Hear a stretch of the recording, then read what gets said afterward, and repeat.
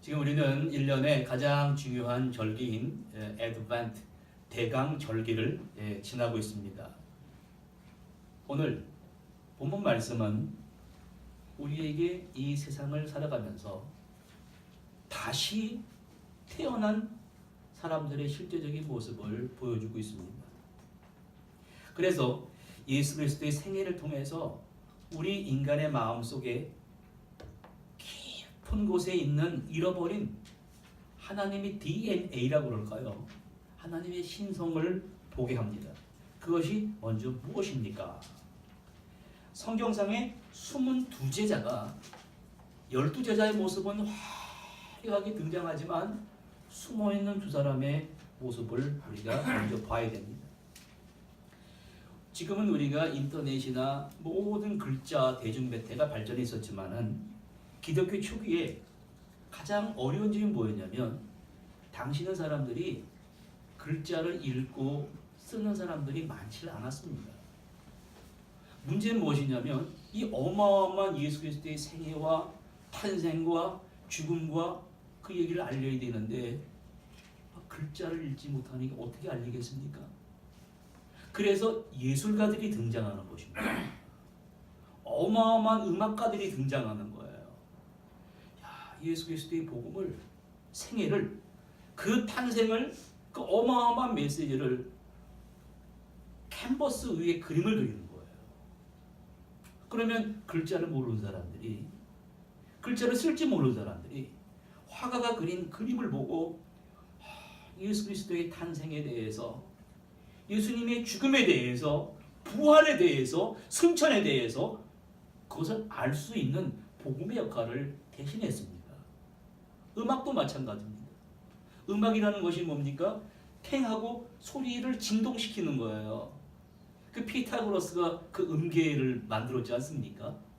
소리를 진동을 시켜서 소리의 진동을 공기를 타고 사람들의 귀에 들려지는 그 예수 그리스도의 세계와 그레고리안 찬트라는 것이 기원 후에 만들어져 가지고 글쎄 16세기까지 유럽 전체를 울려 퍼지게 했었습니다. 그러면 기독교 예술 작품 중에서 가장 중요한 주제가 뭐였냐면 예수님의 탄생과 예수님의 죽음에 대한 메시지입니다. 지금 내일 모레 성탄절입니다. 얼마나 귀한 절기입니까? 그런데 우리가 자녀를 기릅니다. 자녀를 낳을 때 보면 사람들이 뭐라고 그러죠? 한마디씩 다 합니다. 생명의 신비한 것이 자녀들의 탄생의 모습을 통해 사람들이 참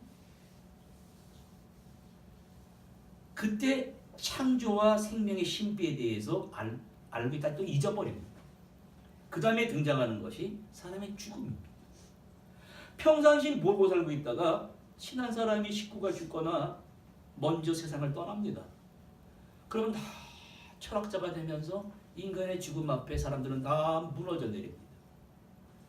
지금 성경의 이 복음서의 기자들이 예수님의 탄생과 생애와 죽음을 기록했습니다. 예수님의 이 죽음의 사건을 좀 리얼하게 알려야 되겠는데 글자를 읽을지 모른단 말이에요. 그래서 네덜란드의 화가가 사람들에게 예수님의 그림을, 예수님의 이 죽음을 알리자 그래서 이와 같이 그림을 그렸습니다. 그려보십시오. 지금 예수님이 십자가에 달리셨다가 성경에 이 등장하는 인물들을 보십시오.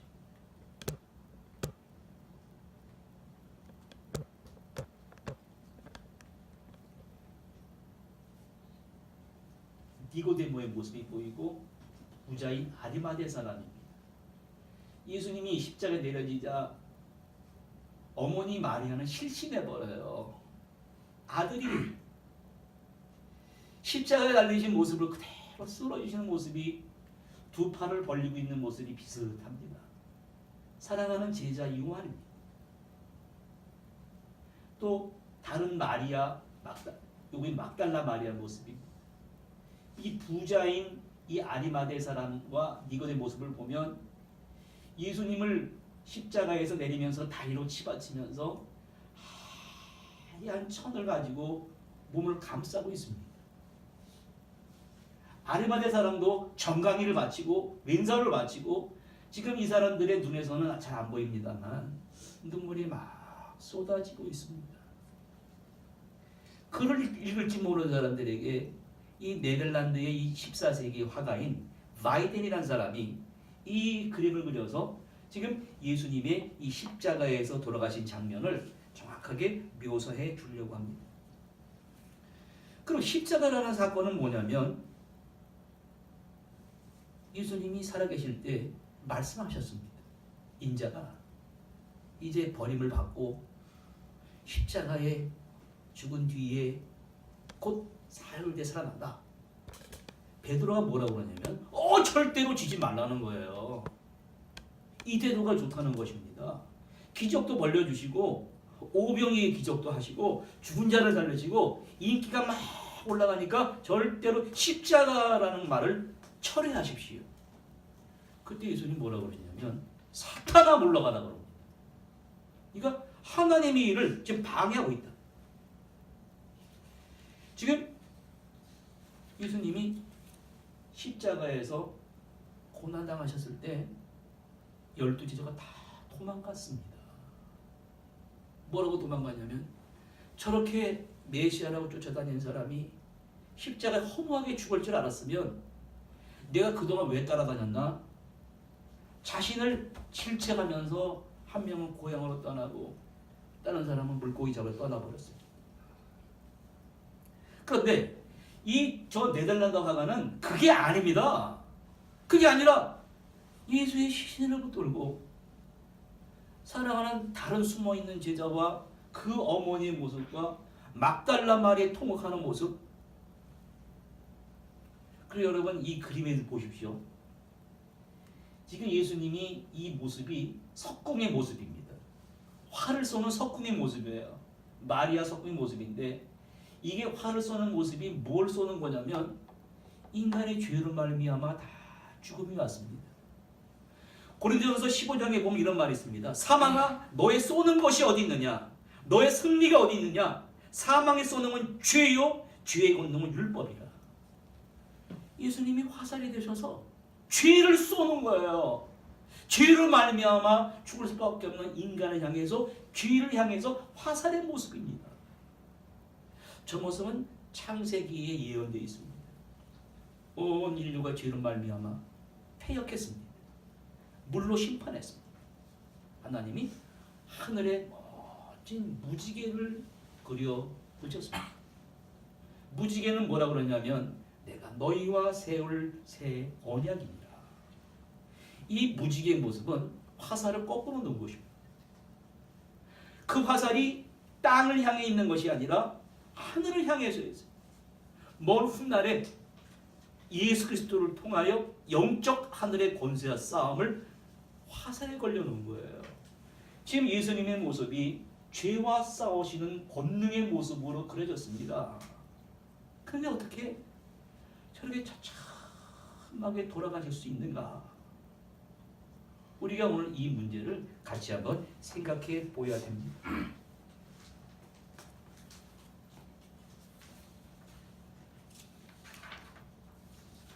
여기서 니고데모와 아리마다의 모습은 의미심장합니다.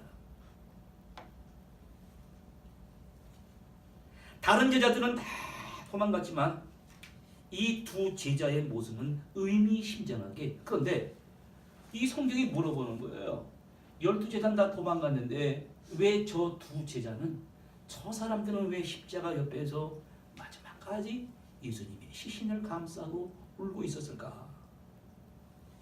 우리가 십자가라고 그러는 것은 로마 제국이 만들어 놓은 형벌 중에 하나인데, 식민지를 다스릴 때 사람을 죽여서 십자가에 세워놓으면 이 제일 다스리기 힘든 지역이 예루살렘이었습니다. 예루살렘에는 그때마다 메시아라는 사람이 나타나서 사람을 반란을 일으킵니다. 혁명을 막 일으키는 거예요.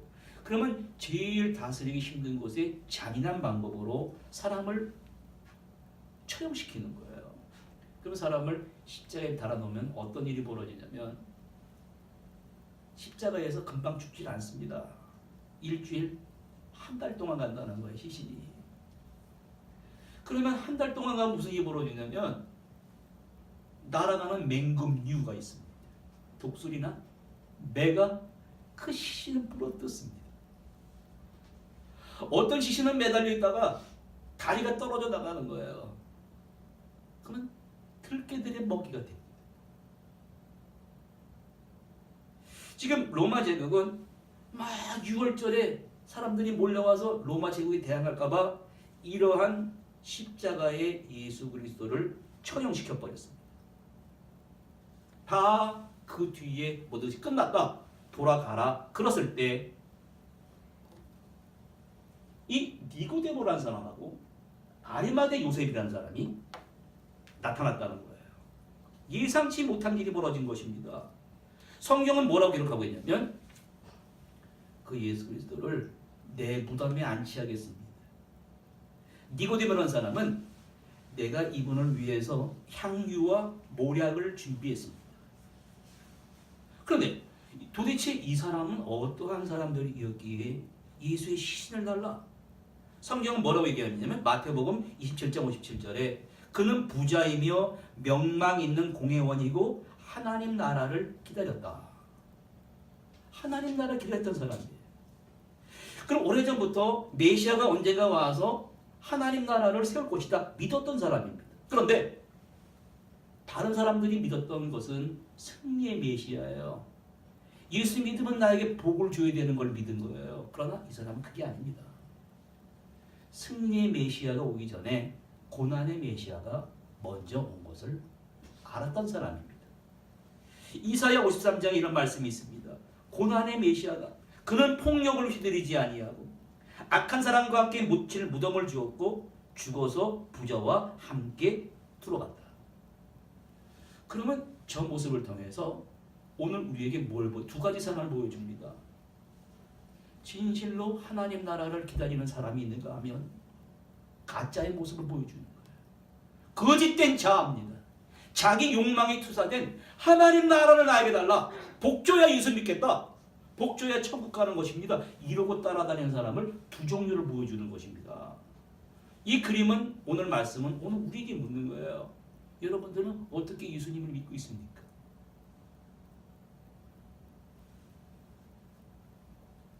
아리마대 요셉은요, 고난의 메시아가 오시면 부자였다고 그랬습니다. 자기가 죽어서 갈 그 묘는 가족묘였어요. 그 묘를 설명하면 여러분, 지금 이 팔레스타인의 무덤이 1000개가 발견이 됐는데 전부 다 직사각형, 우리나라 같은 무덤이 아닙니다. 그 중에 한 10개만 그 안에 큰 동굴이 있습니다. 그게 가족묘입니다. 가족묘에 사람을 집어넣고 큰 돌을 굴리는 부자의 묘가 10개밖에 발견이 안 됐다는 거예요. 그러면 그건 굉장히 비싼 것입니다. 그리고 어떻게 그 묘에 십자가에 처형된 사람을 묻힐 수가 있습니까? 그건 대대로 부끄러움과 손가락질 받을 얘기인데 아리마대 요셉은 그게 아니라 밭에 값진 보화를 발견했습니다. 예수님 평상시에 말씀했습니다. 천국은 밭에 감추인 보화 같으니 그것을 발견한 사람은 자기 재산을 다 팔아서 그 땅을 산다. 왜? 거기 보화가 묻혀져 있기 때문에. 천국입니다. 예수님은 알았습니다. 자기 것을 다 팔아서 자기의 것을 발견하는 사람을 보여줍니다. 더 구체적으로 이 사람은 아리마대 요셉은 어떤 데 이 전문가였냐면 유대교의 황금률은 뭐냐면 이게 황금률입니다. 자기 자신에게 해가 되는 일을 남에게 하지 말아라. 이것을 가슴속 깊이 실천하며 살았습니다. 그런데 어느 날 예수님이 와서 뭐라고 그러셨냐면 파격적인, 좀 더 적극적인 황금률을 말합니다. 네 이웃을 네 몸처럼 사랑하라. 하나님 나라라고 하는 것은 당신이 바로 서 있는 그 시간과 그 장소에서 내 이웃을 내 몸과 같이 살아가라. 이거 실천할 때 그 사랑받는 사람이 가장 존귀한 사람이 되는 것입니다. 신의 성품을 가진 사람이 되는 것입니다. 하나님과 신과 같이 된다는 것은 아리마대 요셉은 그 가르침에 매료되었습니다. 그러면 그 기다리던 하나님 나라가 바로 저분을 통해 오게 된 것이구나. 아리마대 요셉은 영적으로 갈급했던 사람입니다. 영적으로 갈급했던 영적인 만나와 영적인 양식을 바로 예수 그리스도를 통해서 공급받은 사람이었어요. 아리마대 요셉은 예수님이 말씀하신 대로 십자가의 처형을 당하는 모습을 지켜보았습니다. 그리고 중대한 결정을 내렸습니다.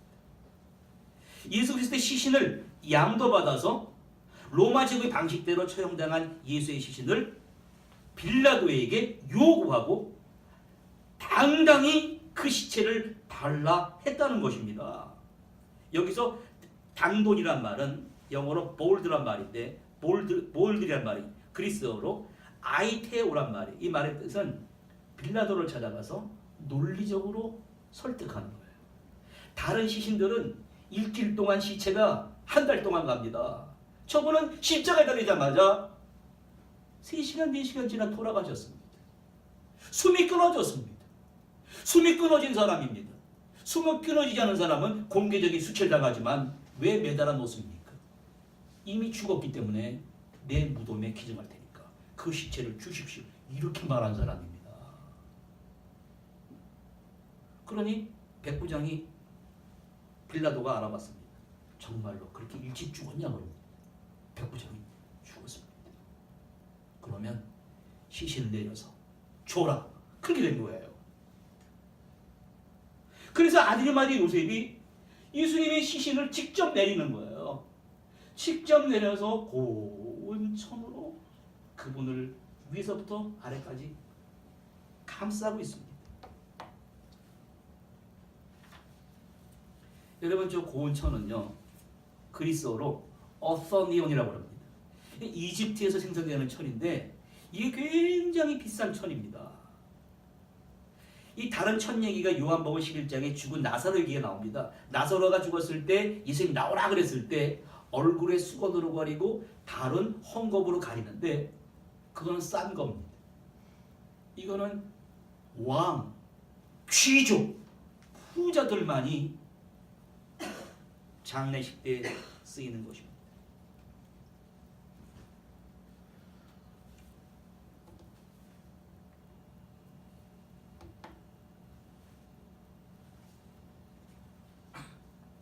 아리마대 요셉은 예수를 메시아라 생각한 또 한 사람의 사내들의 멤버와 동행했는데 그 사람은 바로 니고데모.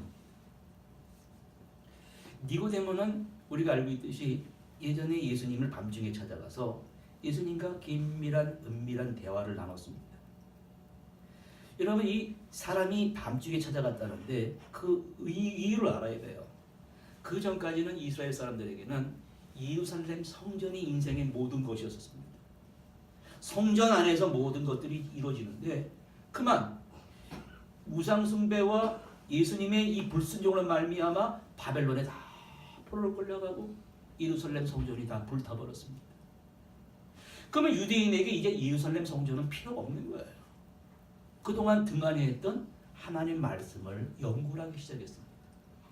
이제부터는 우리가 등한했던 에스라를 필두로 해서 그 말씀 속에 깊이 파져 있는 우주의 질서와 우주의 원칙과 그 모든 것을 연구해내서 이제 바리새인들이 그러한 일을 제일 먼저 앞장섰습니다.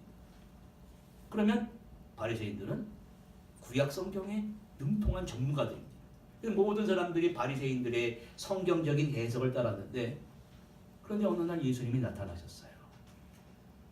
나타나서 성경 말씀을 다르게 해석을 합니다.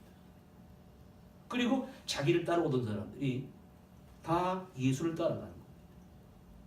그래서 바리새인들은 뭐라 그러냐면 나를 따라오던 사람들이 예수를 따라가니까 예수님이 다른 말씀이 다 옳거든요.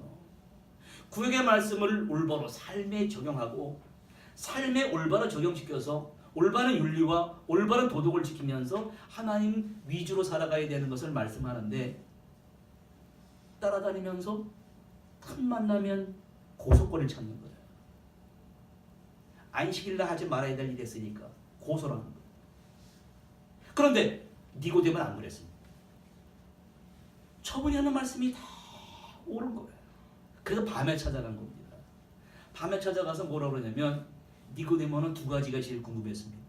천국과 메시아. 왜?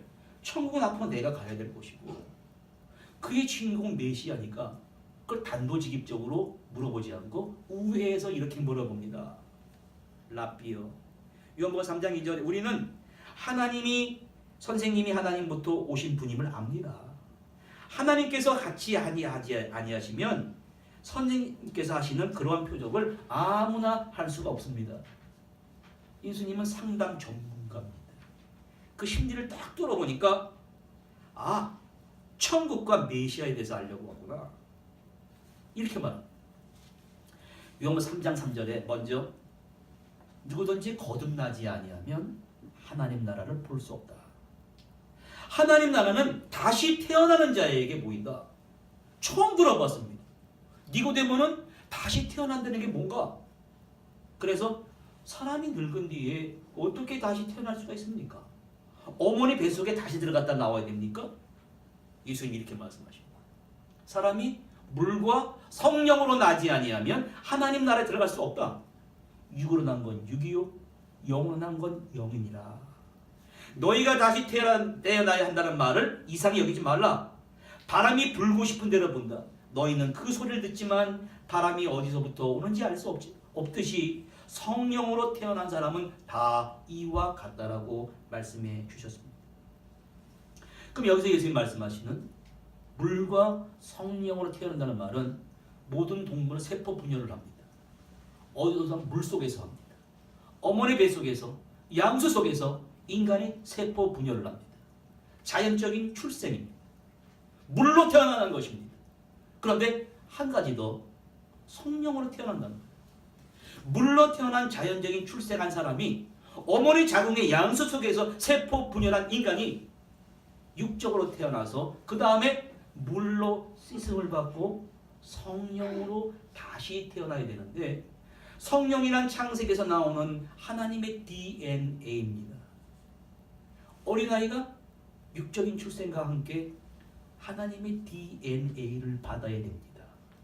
그래야 올바른 인격체가 될 수가 있는 것입니다. 니고데모가 충격을 받았어요. 니고데모는 그전까지 그저 열심히 공부하는 거예요. 올바로 살아보는 거예요. 그리고 하나님의 이 유대교회의 성경 말씀을 올바로 해석하고 자기 삶 속에 올바로 적용시키면 그것이 새롭게 하는 줄 알았습니다. 예수 그리스도의 이 말을 듣는 거예요. 물로 태어나야 된다. 성령으로 태어나. 어떻게 이러한 일이 있을 수 있습니까? 여러분, 우리의 질문이 바로 이거예요. 어떻게 그러한 일이 있을 수 있습니까? 예수님께서 어떻게 이스라엘 선생으로 이런 것을 알지 못하느냐? 내가 이 땅의 일을 말하여도 너희가 믿지 아니하거든 하늘의 일을 말하면 어떻게 믿겠느냐? 하면서 하늘의 신비한 비밀을 이렇게 오늘 우리에게 니고데모에게 말씀하십니다. 하늘에서 내려온 자 인자 외에는 하늘에 올라간 사람이 없다.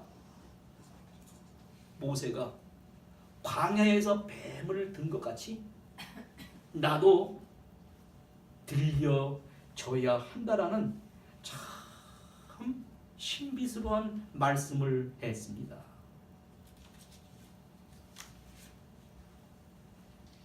여러분, 예수님이 말씀하신 모세가 광야에서 뱀을 든다는 말은 이러한 스토리가 숨겨져 있습니다. 히브리 민족이 이집트에서 400년간 노예생활한 뒤에 광야로 나왔습니다. 광야로 나온 이유는 구별된 삶을 살아야 된다는 거예요. 훈련을 받아야 됩니다. 훈련을 받고 정해진 목적지로 가야 되는데 매일 투덜거려요. 원망을 합니다. 불평을 합니다. 먹을 것이 없다고, 마실 것이 없다고 막 불평하고 결국에 뭐라는 돌아갑시다. 애굽의 노예 시절한 때가 그랬습니다. 차라리 주의 노예가 낫겠다라는 거예요. 불평을 하자 하나님이 어떻게 했냐면 이 사막 지역에는 2m에서 길이 10m에 달하는 코브라 뱀이 있습니다. 불뱀입니다. 길이가 16m짜리가 있다는 거예요. 불뱀이 나와서 불평하는 자들을 물기 시작했습니다. 불뱀에 물리면 독이 퍼져 죽습니다. 막 죽어가는 거예요. 하나님이 정해놓은 한계 라인이 있습니다. 이 한계 라인 안에서 도덕과 질서를, 윤리를 지키고 하나님의 거주 지역을 떠나지 말아야 되는데 죄악의 세상으로 돌아가자는 거예요. 바라왕 옆으로 돌아가자는 것입니다. 그 경고로 불뱀을 물게 한 거예요. 뱀에 물려 죽어갑니다. 이게 무슨 말이냐면 죄로 말미암아 죽음이 온 거예요. 다 죽어갑니다. 그래서 사람들이 살려달라고 그랬습니다. 모세에 살려달라고 그러니까 하나님이 사는 방법을 제시해 주셨습니다. 노스로 구리로 청동으로 불뱀을 만들어 높이 장대에 달라고 그랬습니다. 그리고 사람들이 뭐라고 그러냐면 뱀에게 물려 죽은 자마다 이 노뱀을 보면 살리라 그랬습니다. 물린 자마다 이 노뱀을 보면 살리라. 그래서 불뱀에 물려서 수많은 사람이 죽어가는데 모세의 말을 듣고 불뱀을 쳐다봤습니다. 쳐다본 사람은 신기하게 몸에서 독이 빠져나가는 거예요. 그런데 믿지 않은 사람이 있습니다. 믿지 않고 죽어가는 사람이 많았습니다. 지금 니고데모는 뭘 생각했냐면 인자가 사망 위에 노뱀처럼 들려된다는 말을 듣고 이제 예수님이 처형되는 시간이 다가온 거예요. 달려갔습니다. 왜 달려간지 아십니까? 광야에 있던 노뱀처럼 달려오신 예수님을 보기 위해 달려간 거예요. 니고데모는 이 말에 강한 충격을 받은 것입니다. 모든 것이 다 무너져 내렸습니다. 자신이 생각하는 메시아는 복주는 사람인 줄 알았거든요. 자기 욕망을 투사하는 그런 예수인 줄 알았거든요. 근데 예수님이 그러한 분이 아닌 거예요. 또 평상시에 예수님이 뭐라고 하냐면 내가 보일 표적은 요나의 표적밖에 없다. 사람들은 뭐라고 그러냐면 당장 눈앞에 불을 내리라는 거예요. 엘리야가 갈멜산상에서 보였듯이 그 불을 내리겠다는 거예요. 내가 보여줄 기적은 요나의 표적밖에 없다는 거예요. 요나가 물고기 뱃속에 들어갔습니다. 거기서 3일 동안 있다 나왔습니다. 내가 보여줄 것은 십자가의 죽음밖에 없다는 것입니다. 이 말을 기억해내고 이 골고다 언덕을 달려갔습니다. 눈으로 확인한 거예요. 예수님 노뱀처럼 갈보리 언덕 위에 매달리셨습니다. 그래서 뭐라고 그랬습니까? 그래 맞아. 저분을 봐야 산다. 그런데 뱀에게 물린 사람들이 살기 위해서는 죄악으로 사망이 왔습니다. 살기 위해 저 노뱀을 쳐다봐야 될 질서가 있습니다. 그 질서를 절차를 이렇게 보여주는 거예요. 니고데모가 올 때 모략에 침향 섞은 것 100근을 들고 왔다 그랬습니다. 이것은 뭐 하는 것이냐면 모략이라고 하는 것은 굉장히 비싼 것입니다. 왕이나 귀족이 장사를 치를 때 시신에서 부패한 냄새가 나니까 이 부패 처리하는 그러한 향품이에요. 예수를 메시아라 생각했던 유대인 지도자의 아리마대 요셉과 니고데모는 먼저 시신을 무덤에 안치한 다음에 승리의 메시아가 오기 전에 고난의 메시아를 왕으로 장례식을 하는 절차를 진행했습니다. 왜 그랬습니까? 여러분, 고난의 메시아를 어떻게 십자가에 그대로 방치할 수가 있겠습니까? 할 수가 있습니까? 들깨 먹이를 만들 수가 있어요? 그냥 매달아 놓으면 톡소리가 날라옵니다. 그걸 다 시신을 뜯어먹는 거예요. 그럴 수가 있습니까? 그럴 수가 없는 것입니다. 빨리 시신을 처리하는 거야. 시신을 내려서 고운천을 감싸고, 대부분의 시신은 십자가에 처형된 시신들은요, 게헨나라고 하는 불과 유황이 타오르는 거기에 다 유기되어 버렸습니다. 여러분 오늘 주목해야 됩니다. 왜 이러한 절차를 보여주는 것일까요?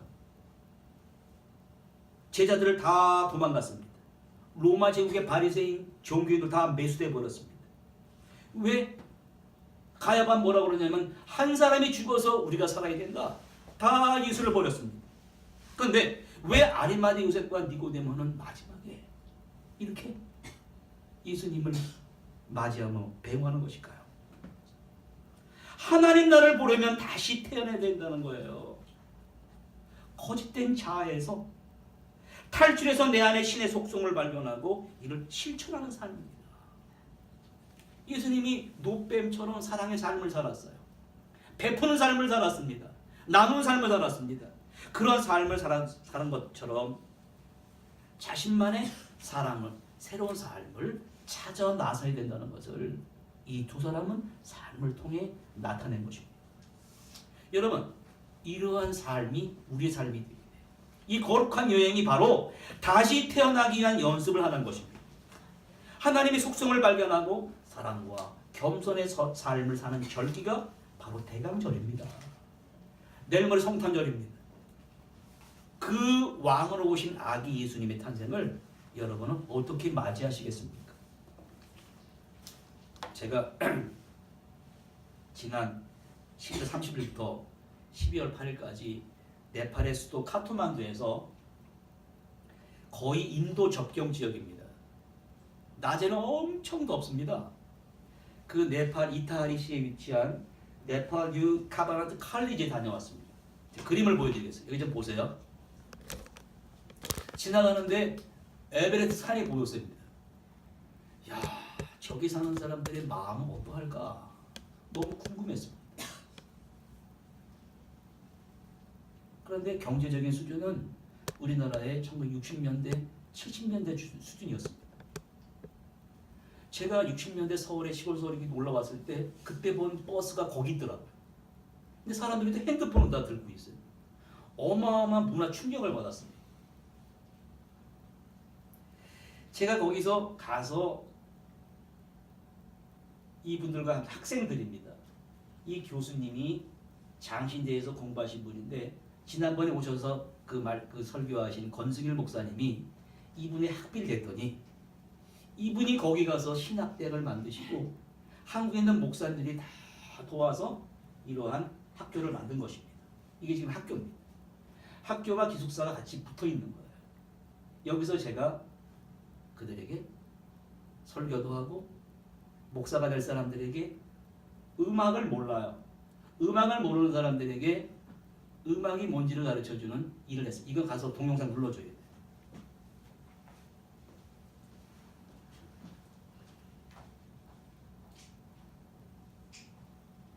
그런데 그 사람들이 경제적인 수준이 얕다고 여러분 그 사람들을 얕보거나 그러면 안 됩니다. 마음이 참 맑아요. 청명합니다. 깨끗합니다. 오히려 돈이 없으니까 싸우지도 않아요. 이거 틀어주세요. 소리 좀 크게 해주세요. 히브리 음악과 수메르 음악을 비교하면서 제가 이들에게 음악이 뭔지를 가르쳐줬습니다. 너무 진지하게 들었습니다. 당신들이 이 음악의 실체를 알고 당신들의 산족에 사는 사람들에게 가서 복음도 전하고 이 음악을 정확히 알고 전해야 됩니다.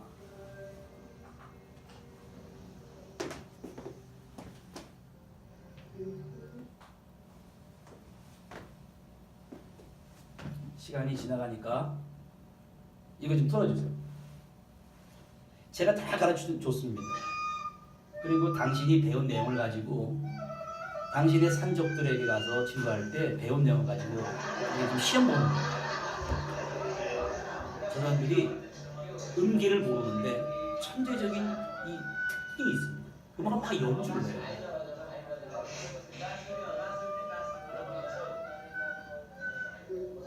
제가 선물로 사간 레코더입니다. 한 개 60개를 사가서 선물로 나눠주고 저 악기를 배우게 하고 연주하게 했습니다.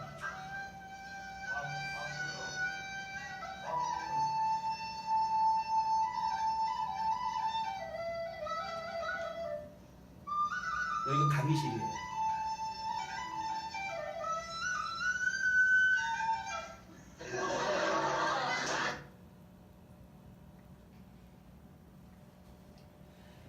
살아서 움직였습니다. 학교가 좁으니까 큰 땅을 사고 신축 공사가 막 올라갔습니다. 옆에 채플실입니다. 채플이 이제 올라가고 이 5층으로 막 올라가는 거예요. 우리 교회에 이 많은 이 동문들이 명성교회를 비롯해서 교회들이 여기를 많이 도와주고 있었습니다. 도움을 주다가 도움이 손길이 안 오니까 농업 프로젝트를 개발을 해가지고 비닐하우스를 만들어서 파프리카, 고추를 재배를 해서 그걸 팔아서 건축비를 충당하는 일을 하고 있었습니다. 막 땀을 흘리는 거야. 그냥 가만히 있지 않았습니다. 이 모습이 저에게 너무나 큰 충격과 저에게 도전이었습니다. 그래서 이 학생들이 지금도 막 생각이 나요. 가르침을 주면 그대로 받아서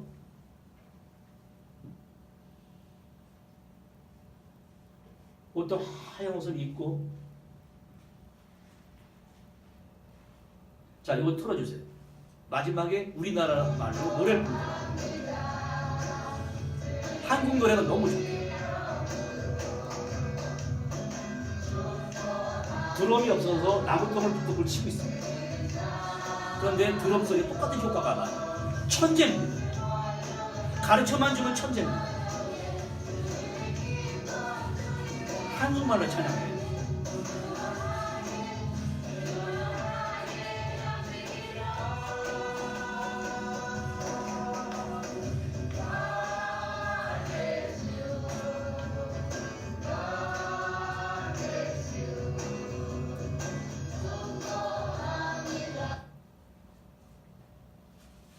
하나만 더 듣겠습니다.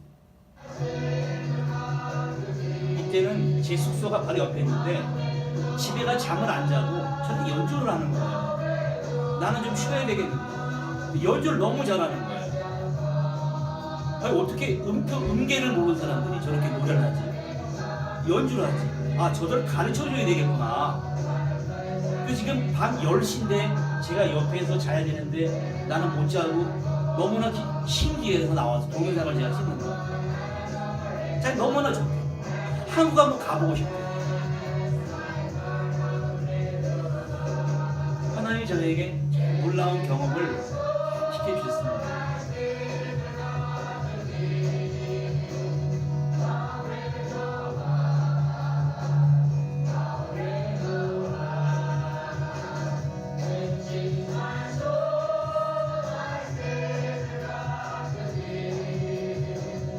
네팔을 위해서 우리가 함께 기도해 주시면 이 사람들이 앞으로 5년 뒤에 10년 뒤에 네팔 전국이 복음화 될 수 있는 일꾼이 되기를 여러분 기도해 주시기 바랍니다.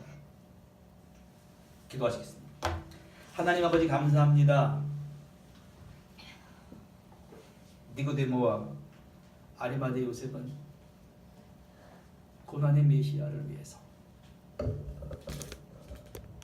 자기 것을 모든 것을 바쳐서 주님의 죽음을 준비하고 죽음에 동참하고 부활을 동참하고 마지막